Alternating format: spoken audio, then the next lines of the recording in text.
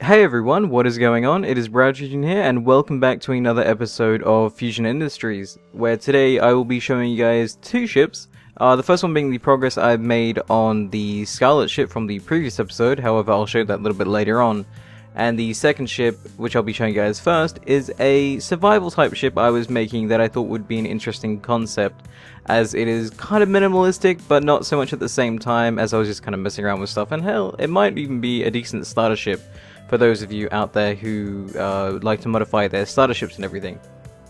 Now, before I get into today's episode, I just want to talk about a few things first. The first thing is my apologies for the lack of content over the past few days. I am feeling a lot better, for anyone who has been wondering. However, over the past few days, the power supply in my PC has actually been a little bit messed up, and the bearing in the fan has gone, causing it to make this loud ticking sound that I couldn't do anything about. And because you could hear that audibly in the background of my videos when I tried recording, I decided that since it reduces the quality of my content, I'm not going to film anything during this period. So I'll just wait till the power supply unit got replaced or the fan got fixed, and I got it fixed today, so now there is no ticking or humming in the background, which is great. The second thing I want to say is that the giveaway that I was doing the other day for when I was sick is now over, and the winner has been messaged on their YouTube inbox, so if you don't check your messages too often, I do suggest you go check it right now. And the third thing, which isn't very important, however I just thought I would mention anyways, when I was up at the store getting my power supply unit fixed and everything, I decided to buy myself a new keyboard, so hopefully you guys can get me some feedback on the keyboard's noise in the background if you guys can actually hear it, as to me personally, this keyboard is a lot softer and a lot quieter than my previous one. The previous one I had was a Deathstalker Razer keyboard, which I did feel was a little bit loud and a little bit clicky, and I didn't really like that too much, and this keyboard here is a Logitech MK710. It is a wireless keyboard. I don't normally like wireless stuff, but god, the keys on this are absolutely soft, and I really can't hear any noise from it. So right now I'm pressing the keys. If you guys can hear any noise like that, then my apologies for that. I'll try to edit out any noise. I normally do that for my videos anyway, but if you guys can hear any keyboard sounds, then my apologies. If you guys can't, that is great. So anyways, let's move on to the first ship, which is the ship I haven't really named just yet, but it is a starter type survival ship that I was working on. It is using all vanilla blocks, and as you can tell, it does look very plain, very minimalistic, but that's kind of what I was going for in the design. I was going for a minimal slash industrial feel, and I kind of got that with the blockiness in the ribs on the side there. So before going on to the inside of the ship, let's have a look at the outside first, shall we? So on the front of the ship, you'll notice that there is a glass cockpit. I figured that was good for visibility, so anyone who plays first person like me, this would actually be great, and the two lights on the front help for if you're playing on a dark survival type scenario like I am, and you need to navigate around. Now, I did have a few lights installed on the side, however I removed them for the sake of it looking a little bit weird, but you're more than welcome to add them yourself. Again, I might be using this ship in my own survival, as it doesn't really require too many resources. I did build it out of heavy armor, but you don't have to. I did it simply because I like the camo that the heavy armor has, and again, it's not really necessary, but I decided to do it anyway. So you have 4 front-facing thrusters for reversing, you have 2 on each side here for the side turning, and 4 on the top and bottom for upwards and downwards thrusting, as well as 8 thrusters on the back here for forward momentum or forward thrusting. Up on the top you have a collector here for depositing any ore if you need to deposit any. It's connected to a small conveyor system that connects everything together on the inside, and you can see some of that right here. Now you can cover that up with armor if you want. I just left it kind of exposed as it kind of suits, and for anyone who wants to say that it looks kind of like a penis, it doesn't really look like a penis. We'll move on from that. Underneath here, you'll notice an arc reactor. Now, I did put this here only temporarily, simply because it lined up with the conveyors, and I thought it was kind of neat to have one there, but you can remove it and replace it with heavy armor as you see fit. Again, that is the majority of the outside of the ship, so let's go on the inside, shall we? So the entrance is on the side of the ship over here, where you'll notice a little light. Now again, because I might be using this in my survival series, I figured lights on the outside are important things to navigate around the ship, and having a light right where the door is very helpful for navigating inside of the ship. And again, I don't really see this as much of a ship, I more so see it as a portable station, as it kind of acts like that, and you can move it around. You don't really have to worry about building a station if you have something like this. I mean, sure, yes, you can probably build turrets on it, and that might be what you'd use instead of having a collector, as you can connect it to the conveyor system. But for me, this is just more of a mining slash refining ship or station. But anyway, let's go inside and let's show you guys the interior. Now, originally when I did build the ship, it does have its own gravity, by the way.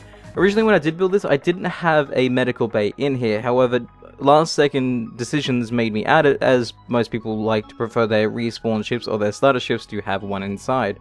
Beforehand it was completely symmetrical. As you see on this side here, you have a gyroscope at the top, there was a door down there, and then there was a light here. On the other side, however, because I did decide to add the medical bay, I've decided to replace that door and block with the light with the medical bay here, and it does work rather nicely as it is. So the ship does have 2 gyroscopes, as you can see at the top over there, and the window, you do get a decent view out of it. I did have the seat right at the front of the window, however, because of where those 2 bars are on the window plane, or the window frame, you couldn't really see too much. It was kind of blocking maybe 20% of your vision. So what I've done is I've stuck the seat back a little bit, and if you actually sit inside of it, you get a decent view. And with the spotlights on the front, it does help to illuminate any asteroids or any objects that may be in front of you, and you can see them quite clearly from here as well. Again, I do like it. This doesn't have any modded blocks on it at all, as I am doing this simply for the fact of maybe people don't play with too many mods, or people can't download too many mods. So a vanilla ship every now and then isn't really a bad thing to build. So anyway, let's move to the back of the ship here. You can see the thrusters here. This is the topwards and downwards thrusters, and then towards the back here you have the side thrusters. You have the gravitation that is stuck on the roof as it is upside down, creating about a 0.4 gravitational force, and I can actually access that from here if I'm correct. I can if I had my mouse on the right place. There we go. And you can see all the settings from here. It is very small. It does... at least I've kept it to the size of the ship for the most part. However, if you do want to do any mining and make this act as a temporary station, you can extend the field of the gravity generator out so you have a walking area around your ship, so you can set up any smaller miniature bases or any small type settlement ideals. Again, I feel this ship would be great for survival, but I haven't really tested it out, so I might have to do that in my own survival series. Now anyway, towards the back here you'll notice you'll have 2 assemblers and 2 refineries. These are all connected via their conveyor systems, meaning that you can access everything from here, and everything is connected, as well as the 4 small reactors that the ship does have. If you do deposit any resources inside, they will be spread apart those 4 reactors, so that's rather nice. If you go to the control panel, you can see what this ship actually has in total, and I'll slowly scroll down so you guys can read what the ship has. So we have 2 assemblers, like I said, the collector, the door, obviously on the front you need door, the flight seat, the gravity gem, the 2 gyroscopes, and the lights you have, I think, is it just 7 lights? Yes, it's 7 lights on the inside, oh, well, sorry, the 1 on the outside as well. Medical bay, 2 refineries, 4 small reactors, and a whole bunch of small thrusters. I think there's 10 in, oh no, hang on, there's quite a bit more. There's about 24 small thrusters. That's surprising. Is that right? 1, 2, 3, 4, 5, 6, 7, 8, 9, 10, 11, 12, 13, 14, 15, 16, 17, 18. Yeah, no, 24. That is right. Sorry, I was just counting all the thrusters in my head. But yeah, no, 24 small thrusters and 2 spotlights which are on the front. Again, a very simple ship, and I will be using in my own survival series, and I will be putting up a separate world that just has this ship inside of it, so if you guys want to download that ship, or if you guys want to use it in your own survival series or anything like that, you guys are more than welcome to. So anyway, moving on from this ship now, let's go take a look at the Scarlet and the changes I've made since the last video. So already you might notice a few changes to the exterior. Yes, I've added a little bit more heavy armor on the outside as more of a protective shell. You'll notice a turret here as well as a platform, however I'll get to that one in a second. The thing I want to point out the most on the outside over here is the hangar bay, or at least the area around the hangar or the drone exits. Again, I'm referring to them as drones, but I'd simply mean the Rapier Mark IIIs. So if you look on the outside here, I've created this interesting pattern with the heavy armor, and I do quite like it because I've decided to add a bit of color variation to the ship other than just leaving it completely white. Per request, people suggested me trying red and white, and I admit that red and white does sound out rather nicely, hence why I've also tried it on the starter ship over there, which I'm going to be calling Erano. I don't know if Erano really suits the ship, but that's what I'm going to be calling it in my survival series if I do decide to get it built. But moving back to the Scarlet here, it does look very interesting, and the trim is all white on the inside of the Rapier bays anyway. So let's move on the inside of the ship and let's show you guys some of the internal changes. So the first thing you may notice when flying through here is that up above now we actually have a ceiling. Yay! I just had to add that in now that lights are now fixed. And you see the lights up above the bays as well, which look rather nice. Not too many changes to the upper floor, at least not over here anyways, but down below you'll notice that there is more of the white trim, which I think makes the ship look very, very snazzy and very, very roomy. Very nice. I do like how this has turned out so far, and I really can't wait to expand upon it. However, my frame rate will be tanking by the time this ship is finished. Anyway, let's look more so down towards where the VIP ships will be stationed. You'll again notice the white trim down here, which I think looks very, very nice. Now, here's going to be one change that I'm not too sure how that'll look because I haven't seen it myself, but there was a Space Engineers bug fix last night, I believe, that may have changed the rotors, so I'm afraid to look behind me as they might be broken right now. Again, I'll look at that in a second. So again, this is the VIP hangar area, and you'll notice the observatory upstairs, and I'll go to that in a second. But if we look behind me, we now have the gravity cannon. Now, this isn't as long as I'm thinking it might be. I might extend this out in a little while, as you don't exactly get up to maximum speed even with the Dragonfly in there, though I will be showing you guys that in a second anyways. But this is the current length of it. It doesn't look too bad, but I might make it a little bit longer and extend the top part of the ship outwards towards the front a little bit more. That way, one, we can get a little bit more speed from it, and two, it'll just look a little bit cooler flying out through it. So you'll notice up above we'll have these two little doors here. There isn't any gravity here right now, and I do apologize for that. That's simply because I've turned off the gravity in this area so it doesn't pull me out of it. There is a button there to turn it on, but I'll get to that in a second.